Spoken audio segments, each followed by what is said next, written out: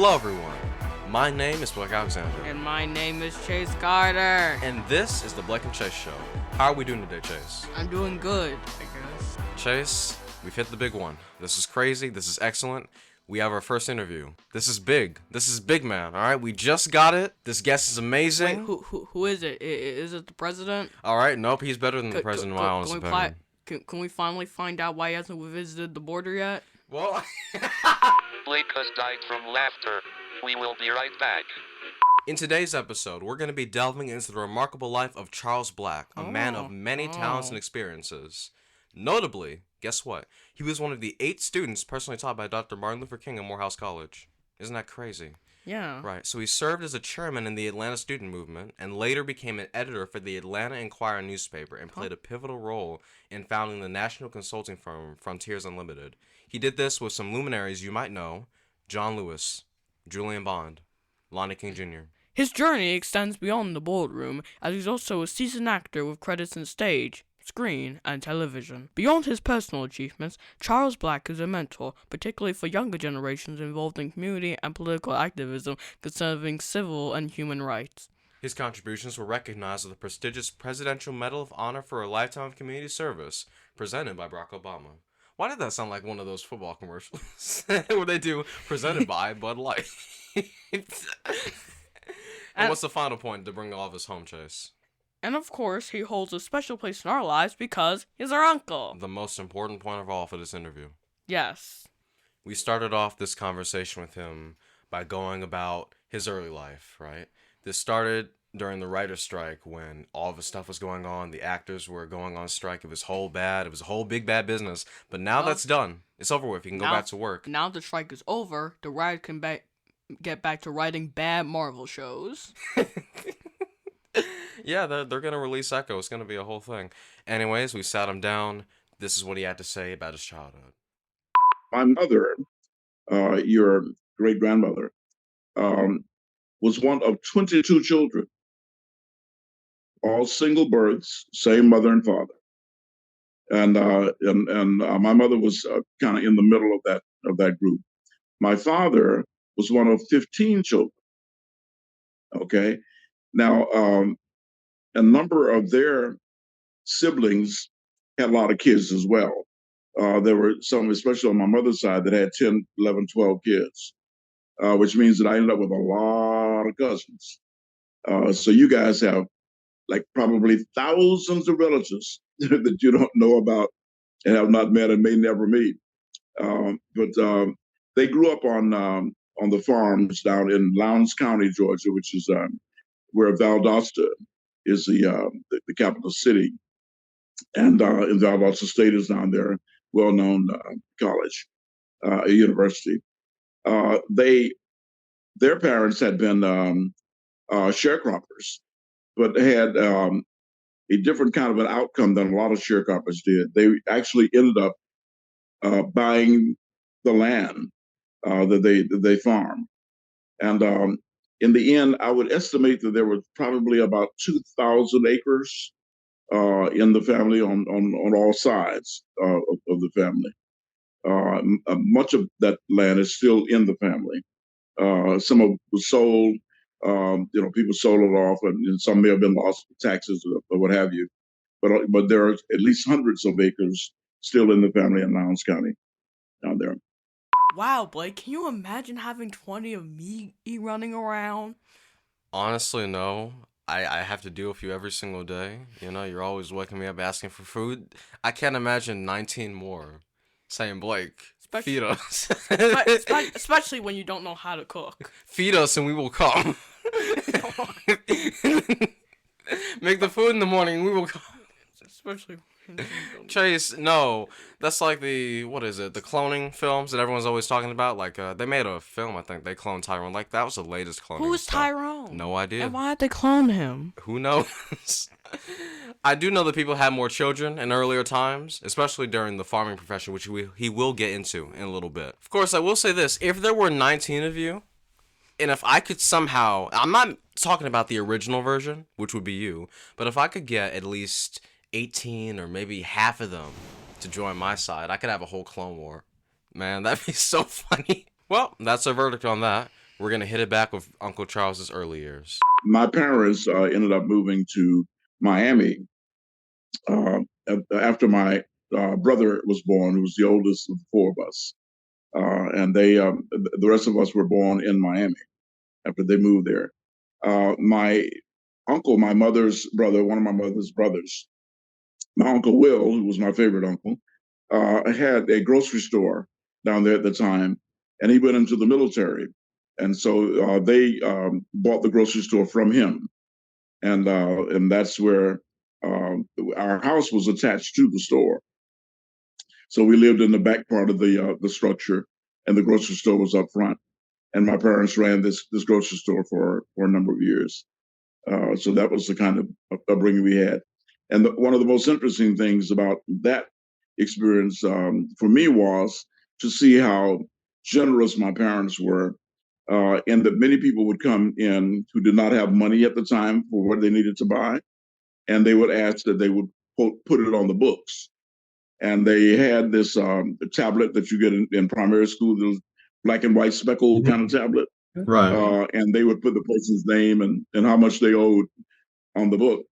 And years later, after that store was closed, there were still a lot of people on the book because they would not deny anybody a purchase if they came back again, even if they still owed money from the previous time.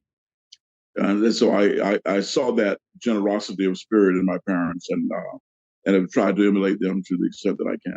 Why was Uncle Will your favorite uncle in particular? I'm curious. Why was he your favorite? For some reason, we started visiting him in the summertime when we were kids, and we would stay with him, and we would work with him on the farm.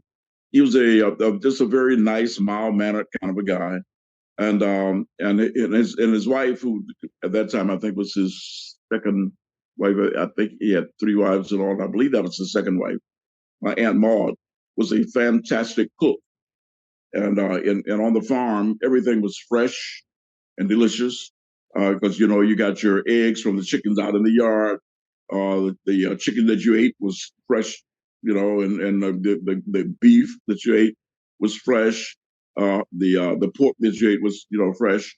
The beans, the corn, all that stuff, and it's just no comparison to the fresh produce that is cooked and served the same day as to what you get in the grocery stores that been on trucks and shelves for weeks in many instances. But we just had he was just a nice, kind, um, quiet, mild mannered sort of a guy, and I just loved him. Just loved him, and my Aunt Maud as well. What were some early childhood memories that stuck with you? Just working on the farm, that sort of thing. What food would she make? What's your favorite dish you think you remember? Oh my gosh, just so much. I remember that I had uh, calves liver for the first time down there, and I had beef liver before that my mom had cooked real hard, and it was bitter tasting to me and all that, and I did not like liver until I had calves liver that my Aunt Maud prepared, which was nice and tender and just delicious. But it was always every meal was just really, really, really good. And down on the farm, dinner was at noon. Okay, people were out working in the farm, and you would hear a whistle blow in the distance. I think from some factory or something, which indicated it was noon. And then folk would come home from the fields, and you'd eat the biggest meal of the day at noon. And then they would go back to the fields, and the meal that you had in the evening was called supper, and it was a lighter meal. Sometimes it might involve some leftover stuff from dinner time, but in most instances it was a whole new meal, but just not as much. So a part of the greatest memory for me of visiting the farm was the food, because it was always such good food. But I was a kid, and working out in the fields was a new and different experience for a city boy. So for a while that was fun too, working in tobacco. Now cotton was never fun. It was backbreaking kind of experience, and I could never pick the requisite 100 pounds of cotton a day that was expected of the least skilled cotton picker. And the reason for that was they told me I was attempting to gin the cotton in the field. And that meant that I didn't want any trash in my cotton, so I'm picking the leaves and the stems out, and also pulling the seeds out of the cotton. You're not supposed to do that. That's what you send it to the cotton gin mill for, to clean all that stuff. But I didn't want any trash in my cotton, so I could never get up to 100 pounds of cotton. But we also had cousins around who lived on nearby properties, so we could get together on weekends and play and ride the horses and get to go into town. And one of the things you'd want to do is go to the theater, and we would do that, and you get to go shopping, buy a little something. So that was part of the fun as well. Would you ever ride the horses around town? I know you just mentioned the horses. I was wondering because we went about like 2, 3 years ago to Uncle's place to see the horses. I was wondering, like, did you ride? Like, what was the horses' names? Like, you kept horses? No, actually, I remember there was one horse that my uncle had, named, I forgot what his name was, but he had one eye, but it was like a Palomino pony size kind of horse. And I remember riding him once or twice, but we would often ride the mules, actually. And there was the mules were bigger than the horses, and they were work animals, and they weren't going to run fast or anything, so you just up there moving on. But I didn't do that a whole lot. I think stories are really important, especially family stories. Your thoughts on that? Yes, exactly. I do think that family stories are very important. Like, there's this guy in South Africa whose his two middle names are Adolf Hitler. So it's probably a big family story there. Oh, no. Blake has died from laughter. We will be right back. We've got a funny story of our own. Uncle Charles was the first one to actually come up with the name of our grandmother. Oh. Here's his tidbit on his story. Your grandmother, we call the Sergeant Major. Oh, okay. We know about that. And the reason we call her that is because she was the only one who could really kind of tell everybody what to do in the family, including my dad. Growing up in my time, your response to an adult was yes, ma'am, yes, sir. And you didn't ask a whole bunch of questions when they told you to do something. You surely didn't ask why, because you did it because they told you to do it.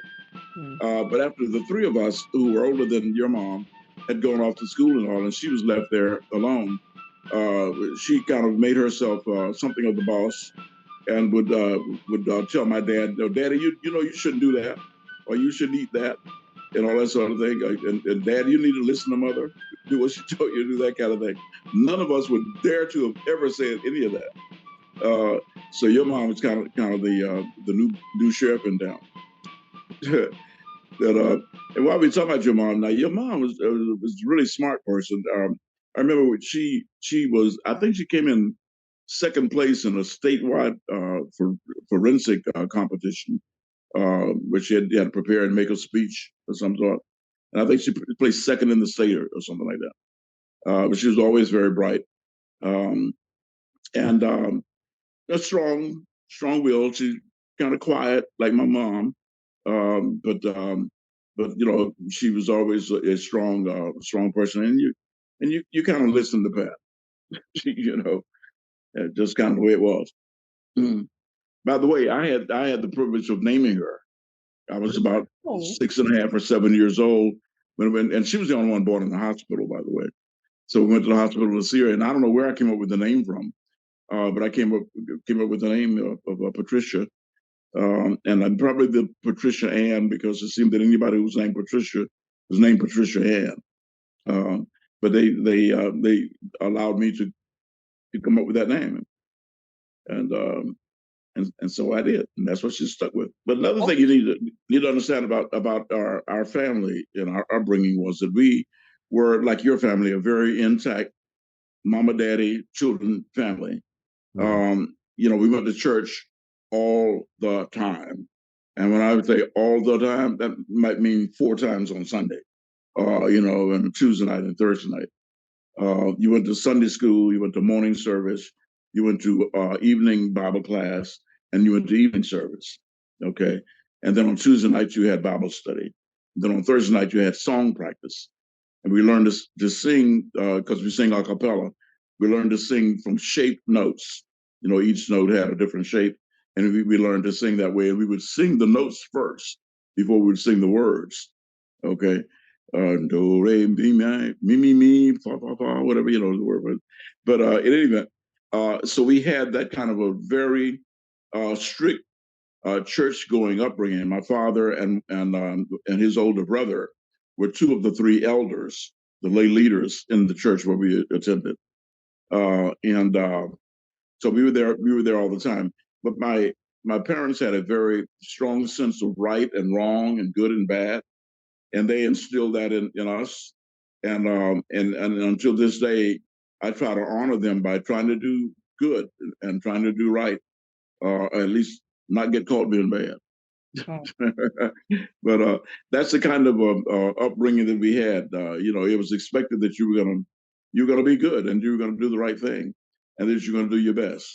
After we talked with Uncle Charles about his early life, the conversation then went into his college years, what he was getting up to at Morehouse during that time. This would lead into some of the things he did as it relates to activism, studying under Martin Luther King, things of that nature. Chase, do you want to tell the audience what you actually saw at CAU? We saw this, we took a picture. CAU, we saw a banner for his appeal for human rights, which was done by a variety of civil rights leaders. We actually also saw a banner crediting the Atlanta Student Movement, which he was actually the chairman of. That is precisely the point. We are going to be getting into that in our next segment. To begin with, I was recruited for Morehouse from 11th grade. I was offered an early admission scholarship to go to Morehouse from 11th grade instead of finishing 12th grade. But I'd also been elected student body president for the next year. And when I asked advice from the counselors at school or from my parents, the answer was the same, well, it's up to you. You do what you want to do. So I chose to stay for that next year and be big man on campus. And also, I kind of assumed that maybe there wouldn't be a 12th grade unless I needed it. Well, that was wrong. I didn't need it. But the interesting part about that is that the young man who had been elected vice president of the student body for the next year with me was in 10th grade. He was also offered an early admission scholarship to Morehouse in 10th grade.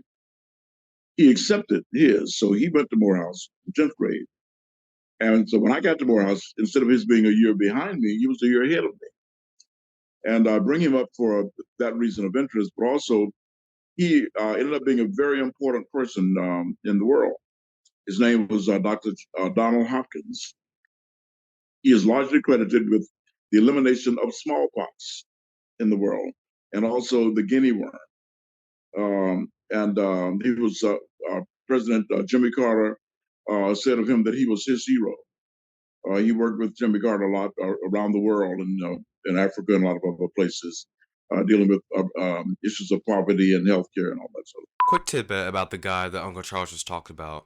Donald Hopkins. He's a pretty big name. He's a pretty big deal. So smallpox is highly contagious. It's pretty fatal. It's responsible for an estimated 300 million deaths in the 20th century alone. It was eradicated in 1980 through a global vaccination campaign led by the World Health Organization. The WHO? What? Wait, the WHO?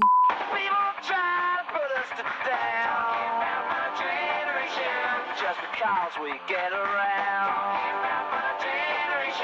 Yeah, the World Health Organization, that's what I said. So from 1984 to 1987, he was a deputy director and acting director of the Centers for Disease Control and Prevention. After he was an assistant professor of tropical public health at Harvard School of Public Health. So not long after Hopkins finished with smallpox and it was officially declared eradicated, he then set his sights on a new target, which was the guinea worm, because he got some stories that were going on in Sierra Leone, I'm pretty sure, where all these people had these infections and there was videos and photos, well, mostly photos that were sent to the president, and he saw all these different things of people having these worms that were coming out of their skin. It was these little white worms. It was disgusting. Don't look it up, please. Yeah, please don't look it up.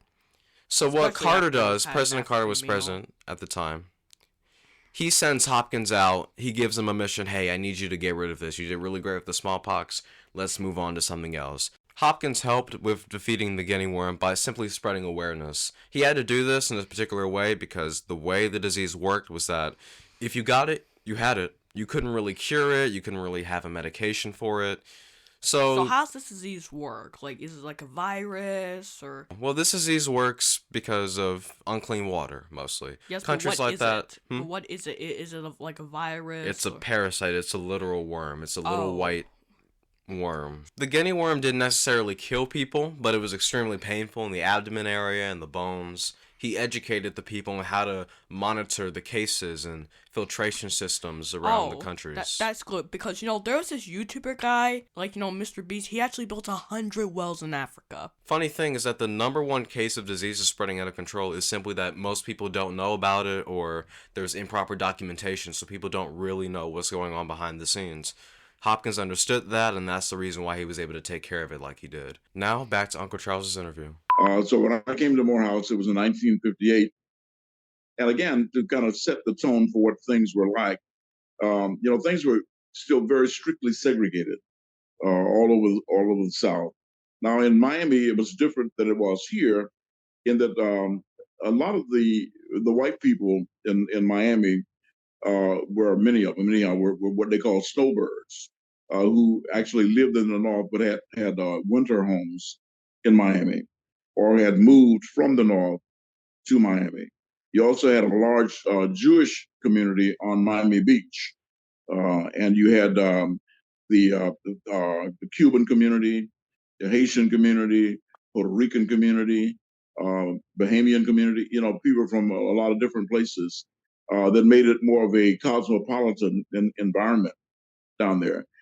So we still had the segregation and the separation and all that, but it was a bit more polite, you might say. And one of the interesting things I discovered was that you could be as black as your hair, Blake, and but if you spoke a different language, you could enter the theaters, you could go to the hotels and the restaurants. It was only American blacks that were not good enough, to go to American places in the eyes of the white folk. All right, but uh, you have to understand how separate and segregated things really were all over the South. That meant you went to separate schools, you went to separate hospitals, you went to separate churches, of course. You would use separate taxi cabs. You rode in the back of the bus. Just all of this crazy stuff like that. It had made no sense then or ever. But you had that kind of separate life for everybody. Jobs were distinctly different and separate. You went to a newspaper, there'd be black people looking for jobs. There would be a classified section that said colored, and the menial jobs would be listed there for black people. So this was still that period, and tangentially, it was this month in 1955 that Emmett Till was murdered. Mm. Well, he was 14 years old, and I was 14 years old. So it had that kind of an impact on me, because here's somebody my same age being murdered the way he was. And you're familiar with the Emmett Till story. I don't know if you've seen the movie or not, but a friend of mine who I'd worked with in the movie played his mother. In other movies, played his mother, Danielle Deadmother. But anyhow, that happened in this month. When we were both 14 years old. I was a little older than he, as I recall. So that's when all of this stuff was going on. And it was in 1954 that the Supreme Court ruled that segregated schools were unconstitutional. And so what they did in the case of Miami, they built us the best school in the whole state. So we wouldn't want to go to school with white folks, which we didn't want to do in the first place. Because we didn't want to leave our school, our football team, our band, our school colors, and all that. Those are the levels of consideration that we had. So you were 14, Till was 14, I'm 14. This all happened on the same day, same time. How about that? It was August 24th, which was my late wife's birthday. We weren't, of course, married then because I was 14, but it turns out it was her birthday, and it was this month. This was also the month when they had March on Washington. That was on August 28th. 4 days after the anniversary of his murder. And I did attend the March on Washington. I was there at that time. But you wanted some more about Morehouse. When I got to Morehouse, one of the things I decided very early on, when and during the first week or two, when I saw all of the pretty ladies from the schools, from Spelman and Clark, I said, I can live here. And I have lived here ever since. Initially, because of all the pretty black ladies that I saw on the campuses around there. So you see where my head was. But so anyhow, I, I discovered in my freshman year that college was not going to be as hard as I thought it might be, and that I really didn't need 12th grade and all that. So I immediately got involved in extracurricular activities of various kinds, and not necessarily in order or as early as my freshman year, but I was involved in the Atlanta Morehouse Development Chorus. I was on the debate team. I was on the student council. I was on the student court. Later on, I got involved in the civil rights stuff. I ended up being chairman in my senior year. I was also on the newspaper staff and became editor in my junior year and senior year of the school newspaper. I was on the school yearbook staff as well and all that. So I got involved in all these different things because you could do your lessons and do that stuff too. So anyhow, that was kind of the experience that I had there. So a funny thing, when I was attending a school there, our dinner hour, the line closed at 6 o'clock. Okay, if you're not in line at 6 o'clock, you were not going to get dinner. Okay, but guess what? Visiting hours at Spelman ended at 6 o'clock too. Oh, therein is the rub, because you're trying to spend that last possible second with that girl at Spelman and make it to the dinner line in time. So there was a nickname for people like me. They call us Willies. Will he make it? And often we didn't. Sometimes you would miss dinner trying to get that last little kiss over at Spelman. So I was a Willie. I was a Willie. What skills or lessons did you learn from your experience as an editor on the Maroon Tiger? Yeah, we heard that was the name of your newspaper. Yeah. That's about the student court. Like, what is that? Would you judge cases at the college? I've never heard of a student court. Yeah. Yes. Yeah. If students are gotten some kind of a problem, misbehaving or whatever, they might be brought before the student court, and we would think of some kind of whatever to do with them. I can't even remember what kind of consequences there ever were for those things, but we did have such a judicial body on campus, and it was respected by the students. You didn't want to be brought before the student court. But with respect to so I was an English major, and actually as much a math major as well. But so composition, writing, all that sort of thing was kind of my thing, which is why I ended up with the newspaper. And then later, after I was out of school, I became editor of a weekly newspaper that grew out of our movement, the Atlanta Inquirer. So I've always had an affection for language and for words and their meaning, and their impact on imparting messages to other people and influencing the behavior of other people. When we had the weekly newspaper here, we were able to change a lot of important things in Atlanta through that newspaper. And that's something we could talk about later. But your question related to what things were happening at campus and all that. One of the things you noted earlier, I did in my senior year. I was a student of Martin Luther King Jr., and there were only 8 of us in the only class that he ever taught. There was a seminar in social philosophy, and we were just, some of us were just rounded up for this class.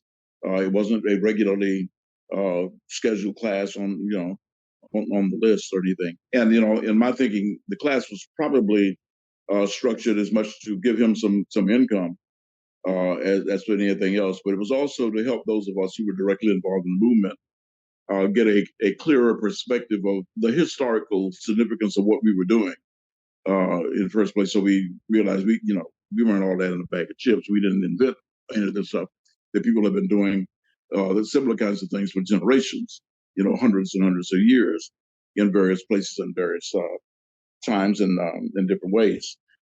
So it did help us to put our movement into a broader historical perspective and understand better something about the shoulders on which we stood. So that class was very helpful in that respect. Were there any other schools that you were considering going to? I was offered scholarships to several other schools. I don't remember all of them. I know that Hampton was one of them. I don't remember. I think there were 3 or 4 others besides Morehouse or Clark was one of them.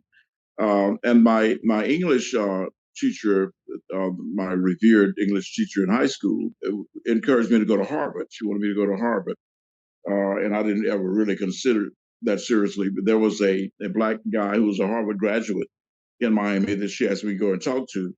And when I went to see him, he wasn't there. I didn't follow up on it because I didn't really have an interest in going to Harvard.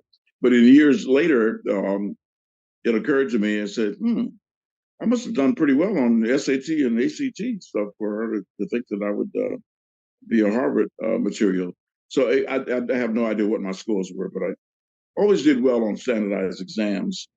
And largely because it's something I discovered early on, and I always tell people who are going to be taking standardized exams to remember this. These things are always timed. So for whatever time you have, go through that section of the test 3 times. The first time you go through, you answer only those questions that you are absolutely positively sure of, and put a little mark in the margin by the others. And the second time you go through and you work on those that you know with a little work and a little extra thought, you in all likelihood will be able to get. Okay. And then the third time, there's some questions still left. Just guess your ass off, and you will always end up with a good score on a standardized exam. Because the problem is that a lot of people never get to questions that they would know the answers to because they're wasting time on the earlier questions with the assumption that the questions are going to get more difficult, and that's not necessarily the case. And the folk who made the test don't know which things you know and don't know. So the stuff that you know may be way down the list, and some of the stuff you don't know may be earlier on the list. So be sure that you go all the way through the test the first time, answering only those things that you're absolutely positively sure of. And then you go back, as many times as you need to, and as time allows, to work on the others. So anyhow, that's why I think I did well on standardized exams.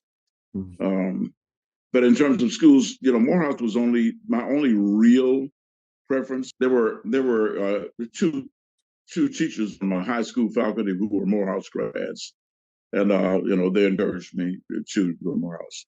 But also, Dr. Benjamin E. Mays was a national phenomenon, in the Black community, and he was president of Morehouse at the time, so that was part of the appeal as well. To go to Morehouse. Well, we had so much fun with Uncle Charles this time around, but unfortunately we can't get to all of it in one episode. That's too bad. So what we're going to have to do is to just have a part 2, right? Yes, part 2. And then maybe we can make a part 3, part 4, part 5, part 6, part 7. There's no stopping us mathematically. We can make so much content. Harry Potter did it, so can we. Tune in next time for Civil Rights to Hollywood, the Charles Black story. Thank you very much.